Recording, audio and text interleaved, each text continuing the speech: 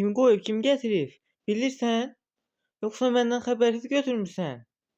Uğur diyor ki hayır arkadaşım yani ben getirmedim ama kim getirdiğini bilmiyorum. Hakikaten bilmiyorum gerçekten. Bilmiyorum yani kim getirdi. Senin koleksiyonunu getirdi. Demek senin koleksiyonun bendeyse benim koleksiyonum sende yani. Öyle olmalı değil mi Polat? Düz değilsen Uğur. Evvel ahır bunu koleksiyonumuzu kim değiştirdi onu bileceğiz Uğur. Gerçekten bileceğiz. Şimdi bunu boş verek. Bence bu böyle kalsın. Bu dostluğumuzu daha da güçlendirir. Düz diyorsun Polat, düz diyorsun. Bence de dostluğumuz daha da güçlü olabilir. Bu yüzden de ayrılmaz dostluğu kurabiliriz böylece. Çok doğru söylüyorsun. Duman, baksana bu benim koleksiyonum. Ne? Senin koleksiyonun mu? Çok güzelmiş. Hoşuna gittiğine çok sevindim. Peki şimdi ne yapalım? Ne yapalım mı? Acaba oynayalım mı gidip? Duman diyor. Tamam o zaman gidelim oynayalım. Ama birinci ben eve gitmem gerek.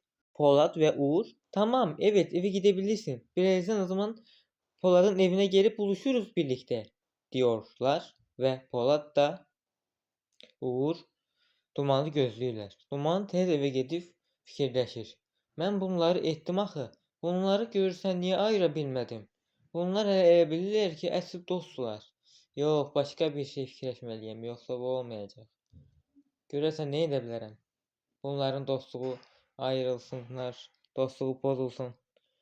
Bu qədər vaxt çalışıram ki, bunların dostluğu pozulsun. Mən bunların dostluğunu daha da yaxşı keçirmək istəmirəm.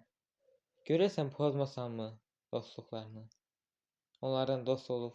Çox gözəl dostlardır həqiqətən. Amma yox. Mən onlara desəm mənimlə dost olun oldular. Amma nə olsun ki birdən məni yarı yolda buraxarlar dedi. Amma əslində yarı yol dostluğu yarı yolda buraxan Duman idi. Duman hamıdan şübhələnir, özünü isə ən yaxşısı bilirdi. Buna görə də onunla dost olanda həmişə dostlarını yarı yolda buraxar. Siz məni yarı buraxdınız deyərdi. Amma əslində yarı yolda buraxan dostlarını həmişə yarı yolda buraxan Duman olubdur. Duman dostlarını həmişə yarı yolda buraxdığı üçün onun dostları olmuyor. Və bu iki yeni dost Polad və Uğur onun yeni dostları olduğu üçün də onları da eyni gözlə baxırdı ki, bunlar da mənim dostum ola bilməz. Çünki onlar da məni yarı yolda buraxa bilir. Ona görə də onlara da elə fikirləşib ki, onları artıq dostluğunu pozmalıyam. Mən bu sözü vermişəm. Əgər alınmasa heç kimin dostluğunu pozmayacağam demişdi. Və buna görə də yenə bir plan fikirləşdi. Dedi, görəsən nə edə bilərəm? Hə, tapdım. Bunlar yenə parka gedəndə Uğur və Polad, o zaman mən Poladın evinə gedib balığını götürərəm. Və ikisinin də evində iki dənə balıq var. Birinin rəngi başqa, birinin rəngi başqa. Yenə dəyişdirsəm olmaz. Mən bu balıqları başqa bir tərəfə atmalıyam. Bu daha yaxşı ola bilər. Amma götürüb hara atım görəsən? Tapdım. Balıqları mən götürüm öz evimə aparım qoyum. Və anama da deyirəm ki, ana, bunları mənə dostlarım hədiyyə edibdir. Və bunları elə belə baxmağım üçün veriblər mənə deyərəm. Ona qədər də araları pozular. Pozandan sonra isə mən balıqlarını Uğur və Poladın yenidən qaytararam. Əgər bu da alınmasa, mən əvvəl axır bir şey edəcəm deyir və evindən çıxır, Poladın evinə gedir.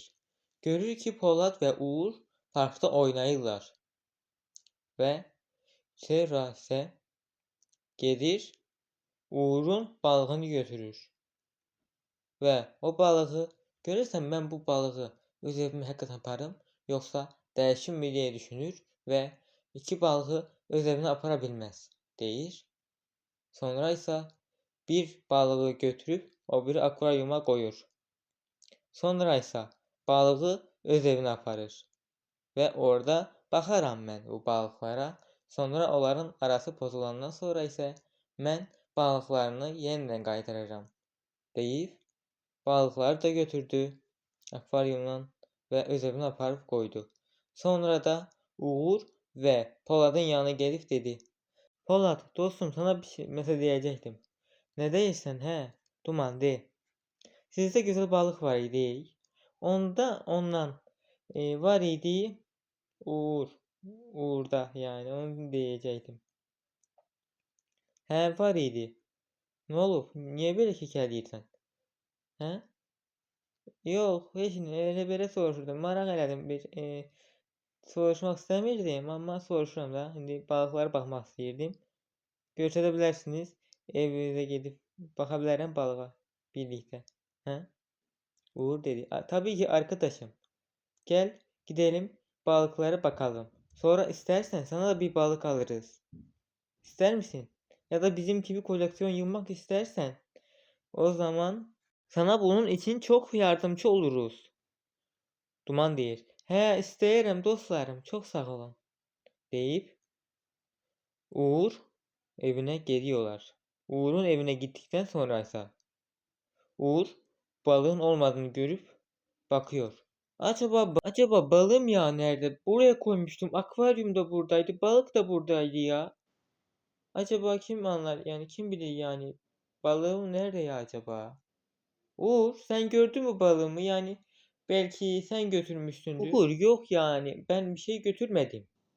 Yani ben sen balığını götürsem derdim sana. Ben neden senin izin almamıştan balığını götüreyim ki yani dostum yani. Duman diyor.